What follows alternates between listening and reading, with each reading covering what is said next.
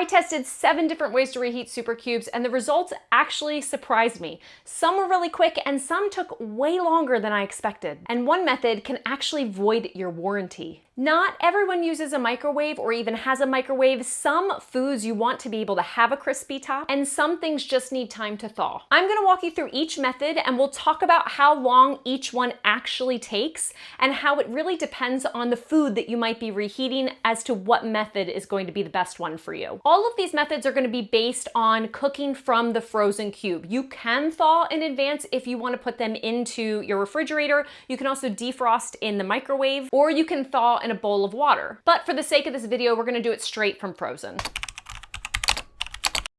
Let's start with the most common method, the microwave. This is going to be your fastest option, but there is one thing you do need to know. You do not want to microwave the Super Cubes tray. Technically, according to their website and the company, this is microwave safe, but there is a steel rim that keeps this from collapsing. That's why you're able to stack it in your freezer. And if that gets exposed, it can cause a real problem in your microwave, and actually just microwaving these at all will void your warranty. So Super Cubes does not recommend that you microwave them, and I don't either. Microwaving is super simple. I have a 1000 watt microwave, so yours might vary depending on how many watts yours is, but all you need to do is take the food, the Super Cube, and put it in a microwave safe dish. Then you're gonna put it on just its normal setting for 2 minutes, break it apart, and then put it in for another 1 to 2 minutes and check it again. Now this is obviously gonna vary depending on the size of your Super Cube. The smaller it is, the less time you're gonna need, and the bigger it is, you might be closer to the 5-minute mark. But overall, most foods are done in somewhere between 3 to 5 minutes. It also helps if you cover it as well. Now, you could also do it on half power for a certain portion of time. That might make it a little bit more of an even heating. And you can also try defrosting as well if you want to go more the thaw method.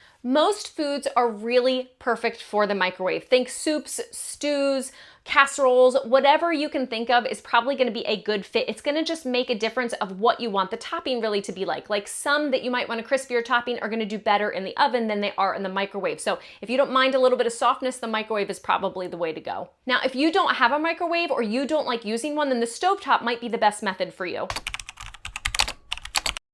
The stovetop is gonna be really good for more liquid-based foods. So think soups, sauces, stews, chilies. All you have to do is put your cube in a saucepan in a little pot and just make sure you add a little splash of water. That's gonna keep the bottom from scorching whatever your food is that you're cooking on there. It also helps if you periodically turn the food as it is heating, and then you can kind of break it apart. Now, the more patient you are, the better, because if you have big chunks in there, those chunks are gonna stay together a lot better if you're not totally pulverizing it in the pot. The total time in heating my chili on this stovetop took about 15 minutes.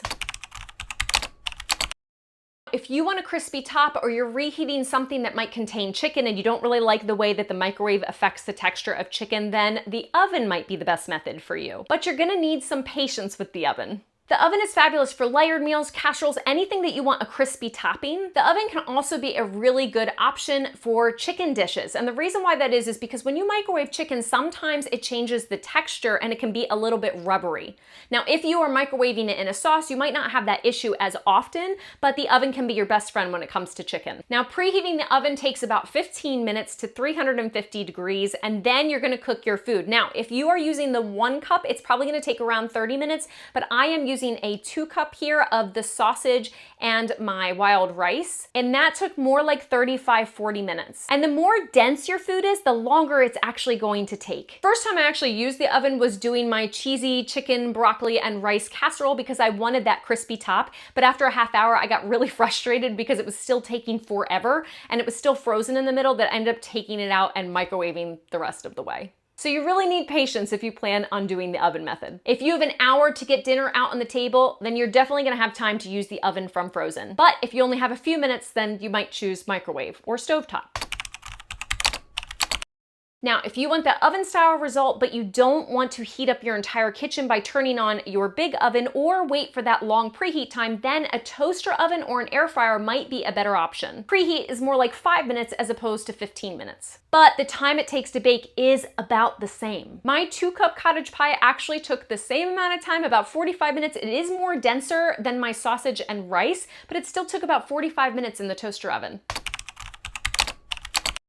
This next method actually surprised me on how quick it was. This is the pan fry method. Now this is not going to be for your standard size super cubes. What this works well for are those loose vegetables that maybe you did a whole bunch of vegetables in the oven one night and you had all these left over. So because it's not in a liquid or a sauce form, it's not going to conform and really make a solid cube. They kind of break apart once frozen, and that was my situation when I did my sausage, sweet potato, onion, and regular roasted potatoes, and I froze them in the super cubes. They kind of all came apart. It's almost like flash freezing, except you're doing it in a more consolidated space instead of across a big sheet pan. Pan frying on medium or medium low heat in a little bit of butter took less than 2 minutes. So it was ready. It was already hot by about 1.5 minutes, so it was perfect. That is something I really like to do when I'm making scrambled eggs and I just want to have those veggies and maybe that sausage on the side.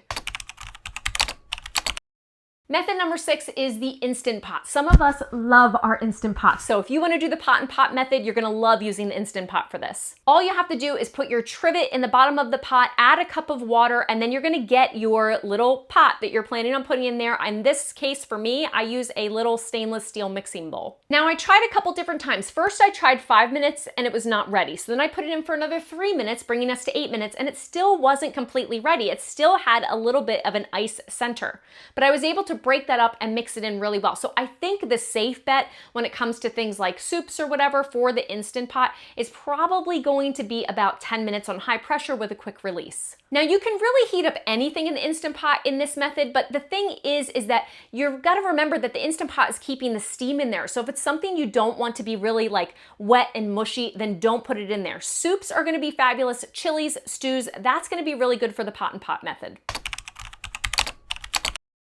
Method 7 is not really a reheating method.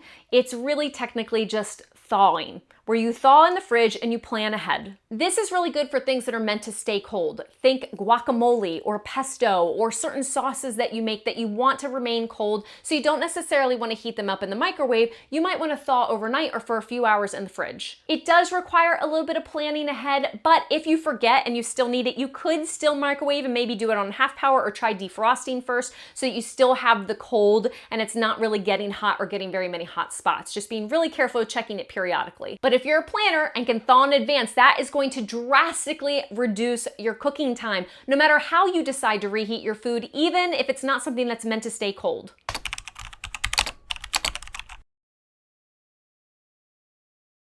So let's quickly recap. Microwave is going to be your fastest. It's really good for soups, chilies, stews, rice, single portions. Then you have the stovetop. That's going to be really good for your soups and your stews, anything liquid based. Third is the oven. Think layered meals, casseroles, things you want to stay crispy on the top. The toaster oven, very similar to the regular oven. Fifth is pan frying. So think the vegetables that I showed you in this video, things that end up being a little bit looser, almost like you flash froze them and they don't have any kind of liquid holding them together like glue. Six is the Instant Pot for the pot and pot method, really good for soups and stews as well. And seventh, which is not really a reheat method, is thawing, which you can do in the fridge, you can defrost in the microwave, or even do it in a bowl of water. Now, this is just a general guide. Your times are gonna vary depending on the size cubes that you're using, the type of food that you are using. There are so many variables, all the way down to the wattage of your microwave or just how your oven works. We all have different things that can cause variations. In most cases, you are going to need to break apart your food. The exception to this is the Instant Pot and thawing overnight. Also, certain things can affect your results. So if you cover your food either on the stovetop or in the oven, it might actually cook faster because you are trapping that steam in your food. But if you want it to be crispy, you're probably not gonna wanna cover it, at least for long, if you're using the oven. So those are some of the ways that I've reheated my super cubes. The best method is really gonna depend on what you're reheating and what your end goal is supposed to look like with your food, what it is that you're aiming for. But you tell me, what is your go-to method? Let me know in the comments. I'm curious if you agree or disagree with some of my methods, or if you prefer a certain one, or maybe there's one that I haven't even thought of. And if this was helpful, please subscribe to see more content like this, and I'll see you in the next one.